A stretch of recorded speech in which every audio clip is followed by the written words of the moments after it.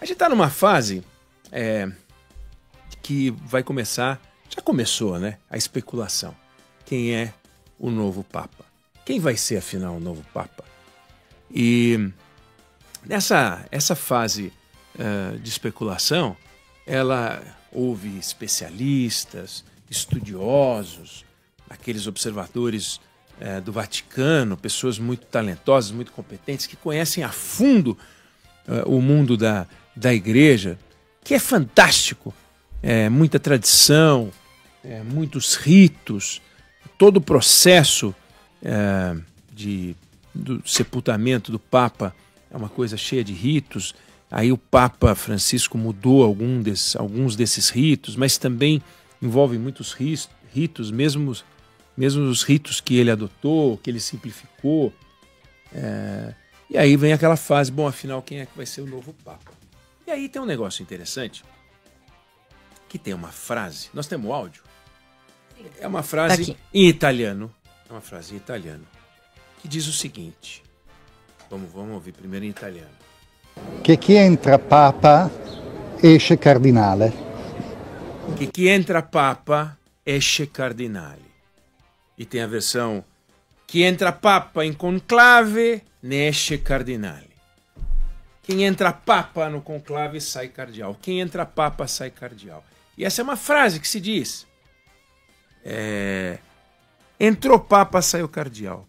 Porque a lista de papável é uma coisa crescente. Porque a quantidade de cardeais vem aumentando brutalmente. Houve um tempo em que existiam 20 cardeais. Depois a gente passou a ter 70 cardeais. Depois a gente passou a ter 100 e poucos cardeais. Agora a gente tem uma quantidade monumental de votos, 138 votos, de 90 países. A gente tem cardeal de 90 países. Né? Então, pulverizou. A Europa, que já concentrou o grosso do número de cardeais, hoje tem 40% dos cardeais do mundo. Se você somar África e América do Sul, dá 1/4 dos cardeais do mundo. A Ásia tem 17% dos cardeais. Então, você tem uma pulverização grande dos cardeais. E aí, você vai olhar a lista dos papas. Vamos pegar os últimos 7 papas. Pio XII, João XXIII, João Paulo II, Pio XII, João XXIII, Paulo VI, João Paulo I, João Paulo II, Bento XVI e Francisco. 7 papas. 7 vezes conclave, escolhendo no colégio cardinalício, escolhendo os papas. Quantos desses papas frequentavam a lista de favoritos?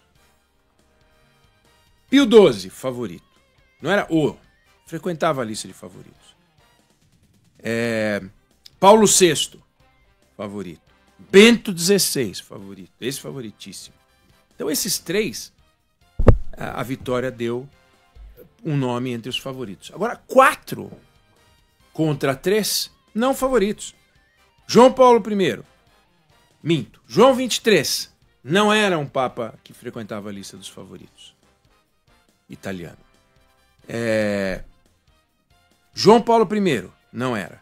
João Paulo II não era. Francisco não era. Aliás, quando Francisco foi escolhido papa, havia um candidato argentino que frequentava, era citado na lista dos argentinos, está vivo, Leonardo Sandri, era citado, mas não falavam do Francisco. E de repente deu o Francisco. Que o Ratzinger foi uma coisa incrível para ser o Bento XVI, o negócio era ele e acabou, ele era o favorito. Mas então, a gente tem, dos últimos 7 papas, 3 foram escolhidos entre nomes cogitados, tidos como favoritos, e 4 não. Agora, quais foram os papas que mais transformaram a igreja nos últimos tempos? João XXIII, que não era favorito. João Paulo II, que não era favorito. E Francisco, que não era favorito. Quer dizer, então, como é que a gente pode, com todo o conhecimento, e quem dizia que os papas eram favoritos? Os especialistas, não eram os jornalistas. Os jornalistas, claro, jornalistas que eram especialistas, mas também especialistas, estudiosos, vaticanólogos e tal. Então, é importante, eu tô querendo dizer isso. Olha, nas últimas 2 eleições, né, quando teve Francisco, tinha 2 brasileiros na lista. E, aliás, os 2, o Odílio Scherer e o João Braz de Avis, que vão ser eleitores agora de novo. Né? E na eleição do João Paulo II também tinha um brasileiro, Dom Cláudio Umes, falecido há 3 anos, e que frequentou a lista e para suceder o João Paulo II e não foi. Né? Então, brasileiros apareceram. Tudo para dizer que a gente tem que ter uma certa calma, a gente fica numa ansiedade para entender para onde vai e por que vai. Né? Qual é a lógica? O João Paulo o Francisco não era tido como favorito, e um dos motivos, Sandro, era a idade dele. Foi o segundo papa mais velho, né, a ser escolhido. Então a idade dele era uma coisa que pesava contra. E não figurava entre os nomes mais repetidos. Um ou outro pode ter escrito que achava que ele era um nome razoável. Isso não é uma questão. Tanto era razoável que fez um papado extraordinário. Mas o que pesa no momento é o que os cardeais entendem. E existe até alguns indicadores. Por exemplo, João 23 precisou de 11 escrutínios para sair o nome dele. Né? Já o Bento, 4. Então, é um indicador. Pô. Foram 11 para escolher o João 23, 4 para escolher o Ratzinger, como Bento, 16.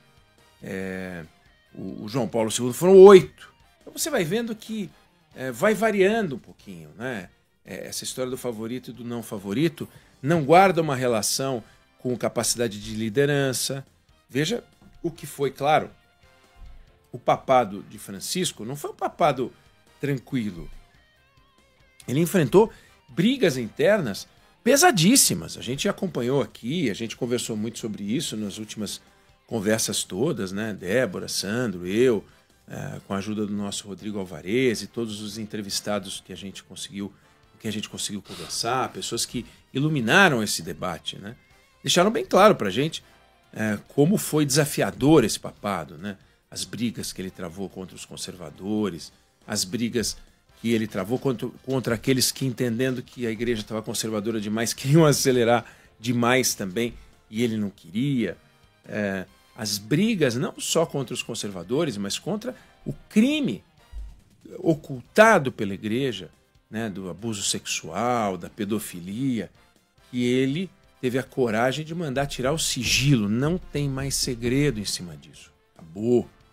Então, o primeiro papa que condenou um cardeal na história. Foi preso. 5 anos de cana. Foi preso por roubo, por um picareta. Ele foi lá e cana no cara. Né? Convocou um tribunal. E ele foi condenado.